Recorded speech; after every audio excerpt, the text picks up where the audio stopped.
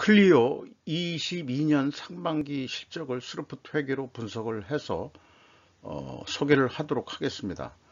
매출은 16% 증가했고요. 영업이익은 40%가 증가했습니다. 그러나 재고자산 매출원가 분식회계 개연성을 가정을 하게 됩니다. 그 내용을 진행해 보도록 하겠습니다. 오늘 날짜 조선비즈 에서 시리즈로 나오는 건데요. 클리오 과장은 회사 돈 19억 원을 어떻게 빼돌렸나, 고가 열쇠 한 사람에 맡기면 안 돼 라는 제목으로 자금 횡령 사건을 취재한 내용을 보도를 했습니다. 그래서 한국형사본부 정책연구원 승재현 씨라는 분인 모양인데, 연구위원이 하는 얘기는 기업회계에 있어 준법 윤리 경영이 투명하게 이루어져야 한다. 그러니까 회계 투명성이 전제가 돼야 된다. 이런 걸 얘기한 건 옳은 얘기입니다. 이거는. 올해는 횡령의 시대라는 말이 나올 만큼 은행, 공공기관 등에서 직원 등 개인 횡령 사건이 빈번하게 발생했는데, 강동구청에도 있었죠. 공무원이 또 계양전기 있었고, 오스템 임플란트가 매우 크게 했었고, 시중은행에서도 자금 횡령 사건이 있었다 등 해가지고 모두 적발이 돼서 재판에 넘겨졌는데, 왜 이런 횡령 사건들이 계속 일어나겠느냐? 범죄와의 전쟁 이런 거 있었지만은 현재 정부와 검경이 경제 범죄와의 전쟁이라고 선포를 했는지 안 했는지는 모르겠어요.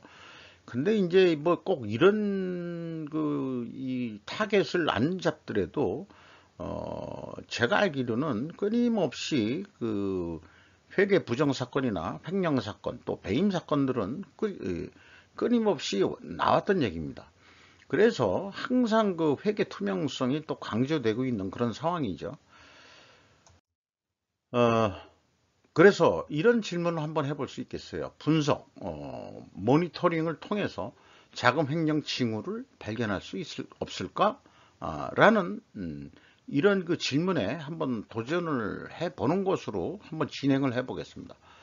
시가는 14,500원으로서 550원으로서 2021년 말보다는 3,700원 하락을 했고요. 그래도 장부 가격으로는 142%나 지금 현재 됩니다. 주주명을 보면 한현옥 씨가 50.29%를 가지고 있고, 홍명아 씨가 12.23%를 가지고 있습니다.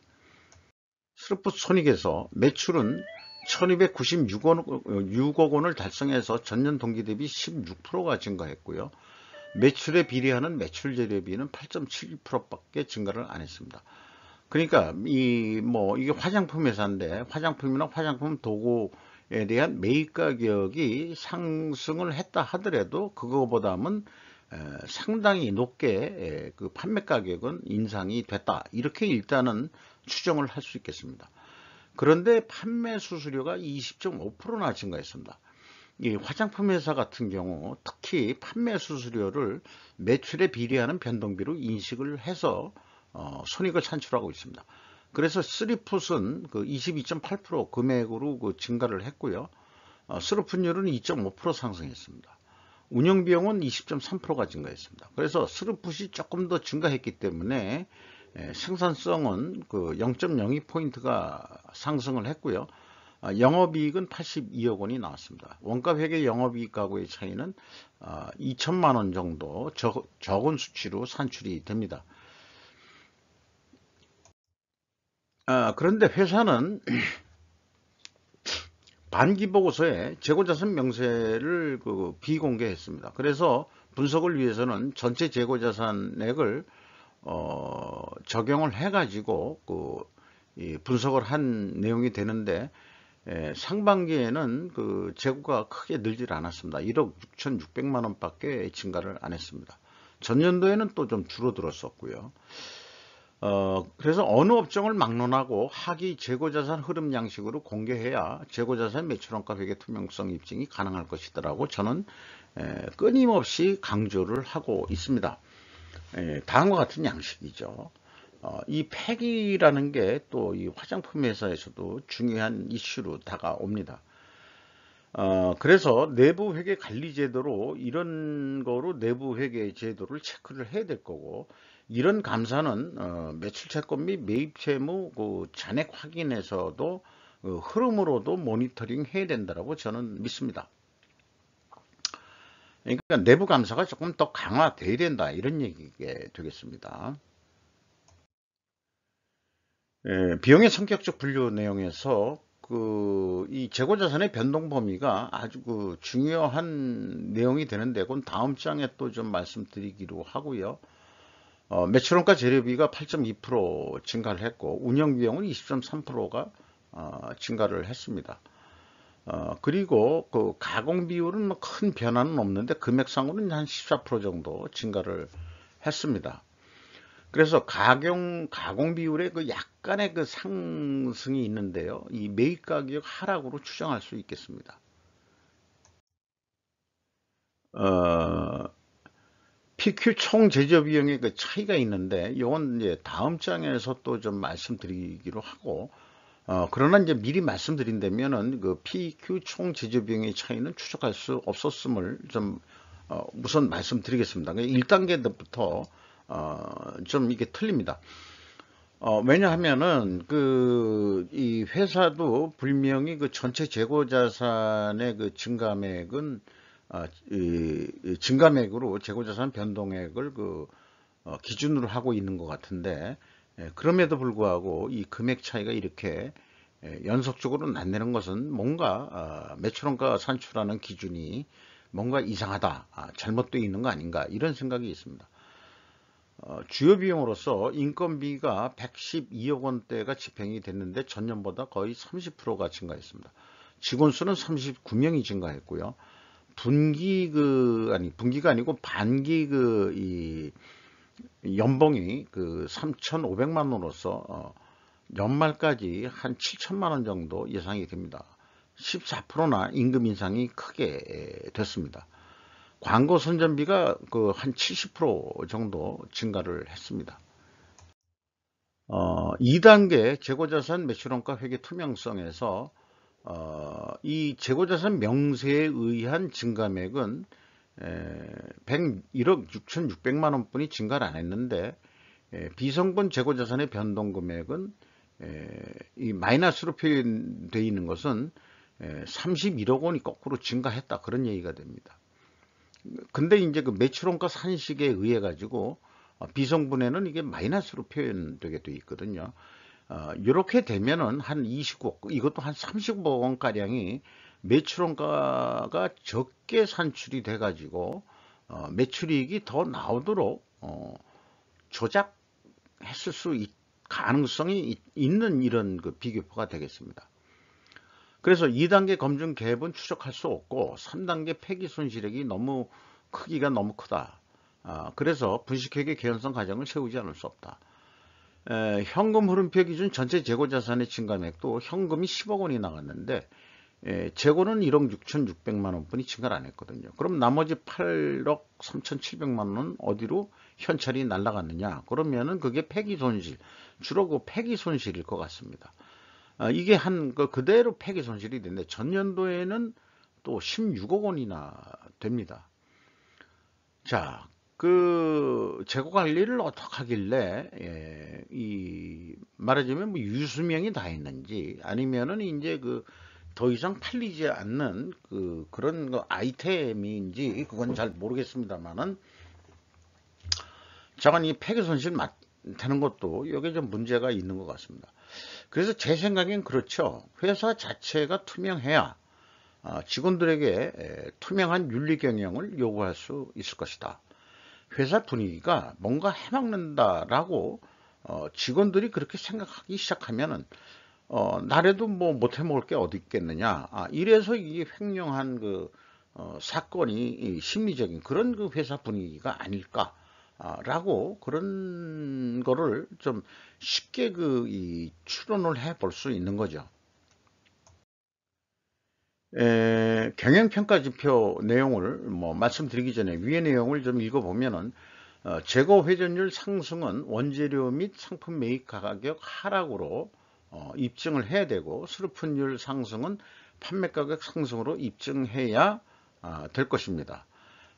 이게 이제 이 분석 경험상 그 회전율이 상승하고 그 다음에 그 스루픈율도 상승하면은 그 어떤 그 변동의 그 임계치가 이 임계치 범위 내에서 논다면은 그 가정이 성립을 하는데 임계치가 넘어버렸다 그러면 이 가정은 성립을 좀 안 하는 것으로 그렇게 확인이 됩니다.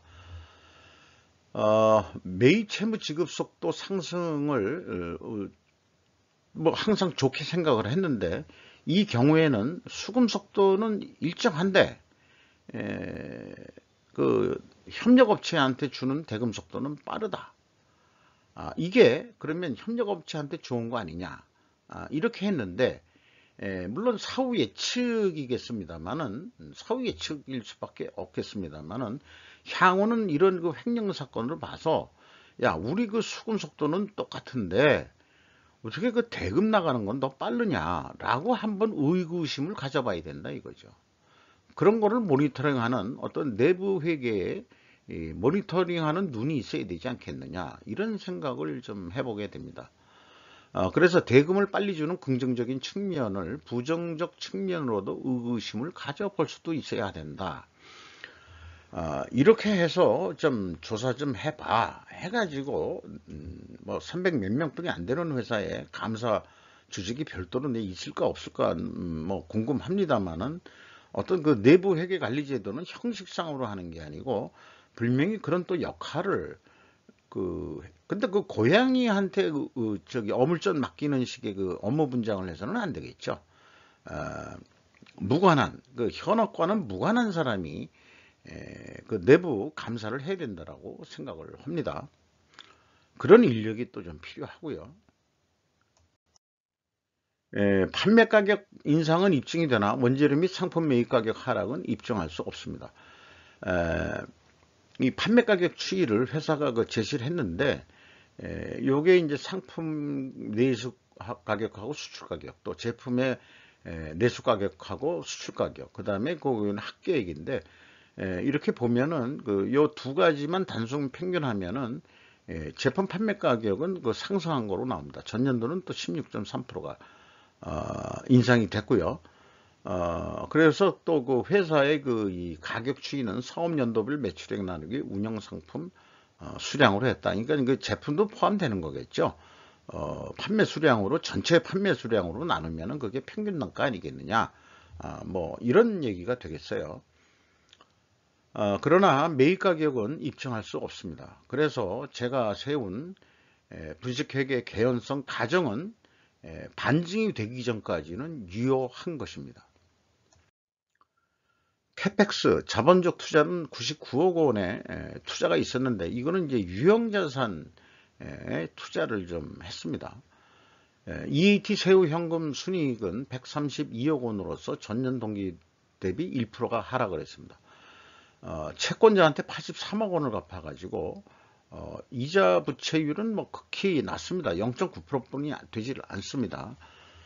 그리고 주주잉여 현금 흐름은 123억 원으로 다시 주주들이 더 투자를 했는데 이게 이제 전환사채 전환으로 들어온 돈이 대부분이 되겠습니다. 최종 70억 원의 현금이 유출이 됐다, 이렇게 볼 수 있겠어요. 리스크 대비 현금 버퍼율은 16.7%로서 전년 동기보다 떨어졌고요. 그 다음에 이익 잉여금률은 전년 100%에서 89.3%로 하락을 했습니다. 이게 이 전환사채 전환으로 자본금이 납입자본금이라고 그러죠. 자본금 더하기 자본 잉여금이 납입자본금이 증가해서 투하자본이 증가했기 때문입니다. 이렇게 해서 연간 매출을 선형함수 지수로 변화한다, 뭐 이런 표현들을 좀 확인합니다만은 이 지수라고 하더라도 이게 선형이 있고 비선형이 있을 수 있다, 저는 그렇게 보고 있는 입장이고요. 단순 2배를 하면은 한 2,650억 정도 판매가 되지 않겠냐. 그러면은 계획한 거로 거의 유사하게 482억 원의 이익을 내서 뭐 더 이상의 욕심 안 부리고 또 재고도 크게 증가한 게 없으니까 증가하지 않는다고 이렇게 보는 가정에서 한 2,650억 정도 할 것이다 라고 예상을 할 수 있겠습니다. 그렇다면은 스루푼도 단순 아무것도 매출 재료비 기준으로 판단하는 건데요. 이것은 조금 원가 회계보다는 적게 금액이 나옵니다. 이 제한가가 판매 가격이. 그래서 제한을 요대로 하면은 원가 회계보다는 그래도 1,000원 싸게, 이거를 이제 원 단위로 환산해서 얘기를 한다 그러면 원가 회계 쪽은 뭐 26만 원이었는데 25만 9천 1,000원이라도 더 싸게 판매를 할 수 있다. 그래도 16,192억 원은 남는다. 이렇게 되지만은 원가 회계 분식회계 개연성으로 매출액은 유사해도 스루푼 영업이익은 매우 적으며 그 차이가 크게 난다. 이렇게 볼 수 있겠어요. 그렇다면은 원가 회계에서 목표가 한 거의 500억 가까이 됐었는데 그 500억을 달성하려면은 도대체 스루프 쪽 입장에서는 얼마 매출을 해야 되냐 그러면은 이게 이제 비선형 함수로 적용하는 거죠. 17.2%나 재고 회전율을 크게 올려야 됩니다. 7.7 회전을 한다면 스루펀율, 마진율은 변동이 없다고 보고요. 재고 회전율을 높인다는 것은 결국은 판매량 증가를 한다는 얘기거든요. 그러면은 그게 매출액이 3,483억 원이나 매출액을 더 증가시켜야 됩니다. 34.4%. 그래야 원가 회계에서 예측하는 영업이익 500원대를 달성할 수 있습니다.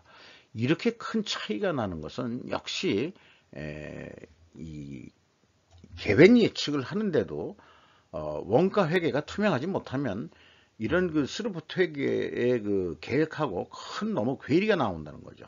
이런 괴리가 있다는 것 자체가 또 분식회계 개연성에 대한 입증 자료로 또 심정을 굳힐 수 있다고 저는 그렇게 믿습니다. 그래서 이 스루픈율과 그 다음에 재고 회전율이 비선형 함수로 기능을 하게 된다. 그렇게 해서 스루픈율은 이제 판매 가격을 가지고 조정하는 거고요. 그 다음에 재고 회전율은 판매 수량 가지고 비선형으로 변화를 줄 수 있는 그런 계획이 되겠습니다. 그러니까 실질적으로 이 기업이 분식회계를 하지 않는다고 한다면은 한 500억 이익을 내기 위해서는 3,483억 원의 매출을 해야 된다. 이런 얘기가 되겠습니다. 이상 클리오에 대해서 분석 내용을 말씀드리고 나름 스루프트 회계하고 재무 평가 지표들을 모니터링 하면은 의구심을 일으켜 볼 수 있는 게 많다. 그러니까 매입 채무 지급 속도가 빨라졌다는 얘기는 전년보다 1년여 정도 해먹었다니까. 그러니까 이제 자기 송금을 하면서 자기 계좌를 하나 은근슬쩍 끼워 넣어 가지고 글로 입금을 시켰다 그런 얘기인데, 자기가 돈을 해먹으려니까 이 거래처에 돈을 빨리빨리 주는 거로 그렇게 정산을 했겠죠. 물론 사후 예측입니다만은 내용을 알게 돼서 하는 겁니다만, 만약에 이런 경험을 통해서 어떤 분석을 한다고 그러면은 재고자산 회전율도 중요하지만, 제가 그래서 중요한 경영평가 지표로 매출채권 수금 속도하고 그 다음에 매입채무 지급 속도를 별도로 뽑고 있는 근본적인, 처음에 시작할 때도 이게 중요한 거다. 그러니까 매출 채권 회전율은 영업사원이 얼마나 빨리 수금하느냐의 문제고, 그 다음에 매입 채무 지급 속도는 구매하는 입장에서 크리오 같은 경우에는 이제 정산하는 입장에서 대금을 주는 입장이죠. 그러니까 그게 또 업무 분장이 좀 또 다를 수도 있겠습니다만은, 그래서 각각 그렇게 모니터링을 내부 회계 관리 제도 입장에서 해야 된다고 믿습니다. 이상 클리오에 대해서 분석 내용을 말씀드리고 미약 하나마 그런 어떤 경영평가 지표들을 통해서 그 잘못될 가능성에 대한 모니터링으로 어떤 징후를 의심해 볼 소지는 충분히 가능하다는 점을 좀 말씀드리면서 마치도록 하겠습니다. 감사합니다.